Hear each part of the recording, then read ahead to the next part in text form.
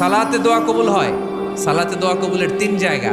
একটা হচ্ছে তাকবীরে তাহরিমার পরে আমরা সানা পড়ি না, আমরা তো একটা পড়ি, আল্লাহর হাবিব সুন্নাহ এবং নফল নামাজে আরো পড়তেন সানা, ওই দোয়া কবুল হয়। দুই নম্বর জায়গা সালাতে সেজদায় পড়ে দোয়া করলে কবুল হয়।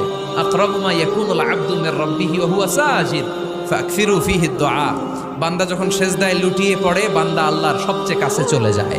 তা কিন্তু বিশ্বনবী বলে সেজদাটা তোমার রবের কুদরতি পায়ের উপরে পড়েছে। সেজদায় পড়ে দোয়া করেন। সালাম ফিরানোর আগে বিশ্বনবী দোয়া করতেন, লা ইউসাল্লিমান্না আহাদুকুম হাত্তা ইয়াতাআওয়াযা মিন আরবা'a।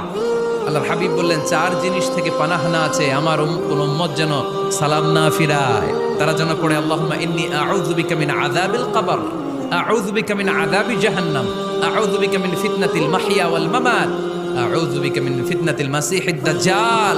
আল্লাহ কবরের আযাব থেকে বাঁচাও, আল্লাহ জাহান্নামের আগুন থেকে বাঁচাও, আল্লাহ জীবন